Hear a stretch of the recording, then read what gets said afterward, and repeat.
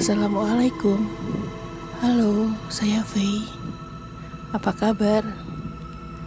Apakah kalian tahu keris? Apakah kalian suka dengan keris? Kakek saya sangat menyukai keris.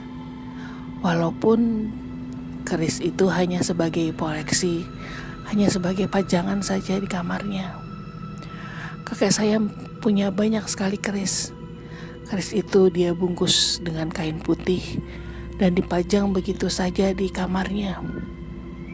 Tidak diisi apa-apa, tidak dilakukan ritual apa-apa, tidak dimandikan, juga tidak pernah dibersihkan. Hanya sebagai pajangan saja. Dan keris itu sampai sekarang masih ada di kamar almarhum kakek saya. Kakek saya bukan orang yang percaya akan klinik. Walaupun di kampungnya, di daerahnya, masyarakatnya masih sangat klinik. Masyarakat di sana masih percaya dengan hal-hal yang gaib. Masih percaya dengan, masih melakukan ritual-ritual lah. Tapi tidak dengan kakek saya. Kalau ditanya, kenapa kakek tidak mau melakukan hal ritual seperti mereka?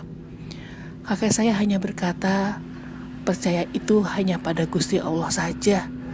Kalau pakai begitu-begituan, nanti sholat saya tidak diterima. Syirik namanya. Kakek saya bilang begitu.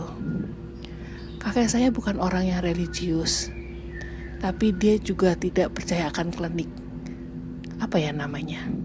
Saya tidak tahu. Sampai akhirnya mungkin sekitar tahun 90-an ya, kakek saya meninggal dunia. Sepeninggal kakek saya, tentu saja keris itu lebih tidak diperhatikan lagi. Dan ya masih ada di dalam kamar beliau, hanya sebagai pajangan saja, seperti yang sudah-sudah. Sampai akhirnya beberapa tahun yang lalu, ada seorang tetangga kakek saya ini datang ke rumah.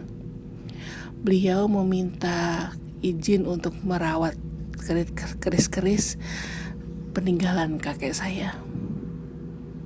Dan dengan senang hati tentu bude dan bule saya memberikan keris-keris itu. Toh di rumah tidak ada yang merawat. Toh di rumah juga kami tidak mengerti mengenai keris. Keris itu akhirnya diambil semua oleh tetangga saya itu. Dan kami sudah tidak pernah melihat keris itu lagi. Sampai akhirnya beberapa tahun yang lalu, keris itu kembali ke dalam rumah kami. Tidak semua sih, hanya satu. Keris itu kembali ke tempatnya semula. Kini dibungkus kain berwarna kuning. Tapi anehnya, setelah keris itu kembali, aura rumah kami jadi berubah. Aura rumah kakek saya menjadi seram. Bahkan terkesan angker saat malam hari. Oh iya, ada yang lupa saya ceritakan. Rumah kakek saya ini terletak di sebuah kota kecil di ujung provinsi Jawa Timur. Kota yang tidak terlalu ramai dan memang masih dipenuhi oleh hal-hal yang berbau mistis. Tapi sebetulnya memang kakek saya tidak pernah melakukan ritual-ritual aneh sih. Ya ada sih kadang-kadang saat tahlilan di rumah, kakek saya biasa ya mereka membakar dupa atau kemenyan. Tapi waktu itu karena tradisi ya, jadi saat membaca doa tahlilan misalnya, ya mereka menyalakan dupa. Karena waktu itu supaya wangi. Kakek saya sih bilangnya begitu ya, supaya ruangannya wangi. Itu aja sih sebetulnya. Rumah kakek saya sebetulnya tidak pernah terlalu sepi ya, karena kakek saya punya anak banyak. Jadi memang punya rumah itu memang dipenuhi banyak kamar. Tapi setelah anak-anaknya kakek saya mulai menikah, dan mempunyai keluarga sendiri, satu persatu kan pasti keluar dari rumah itu. Jadi akhirnya rumah itu menjadi sepi. Sampai akhirnya kakek dan nenek saya meninggal. Ya, yang tinggal di rumah itu hanya bude saya beserta anak, menantu dan cucunya. Dan akhirnya rumah kakek saya menjadi sepi. Kamar-kamar yang tadinya penuh kini menjadi sepi. Kemudian kejadian aneh pun mulai terjadi satu persatu. Pernah satu kali ada tamu yang mengetuk pintu di depan.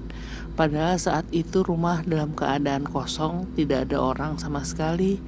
Dan tamu itu mengatakan, yakin malah dia mengatakan bahwa ada simbah yang membukakan pintu di depan dan menyuruh tamunya untuk duduk menunggu di depan. Padahal saat itu rumah sedang tidak ada orang sama sekali dan pintunya pun dikunci. Lalu ada beberapa orang tetangga yang mengatakan bahwa sering melihat penampakan seorang nenek yang berperawakan kecil dengan kain jari menyapu di halaman depan rumah. Terjadi sebelum azan subuh berkumandang. Kemudian pada suatu hari tetangga kami yang tadinya meminta keris-keris peninggalan kakek saya kembali lagi ke rumah itu, dan dia mengembalikan semua keris yang tadinya dia minta. Gak tahu kenapa, tapi dia kembalikan semuanya. Katanya sih dia sudah tidak tahan, dia sudah tidak kuat memelihara semua keris-keris itu. Saya gak ngerti ya apa maksudnya dengan tidak kuat dan tidak tahan. Apa sih yang bisa dilakukan oleh keris terhadap hidup seseorang?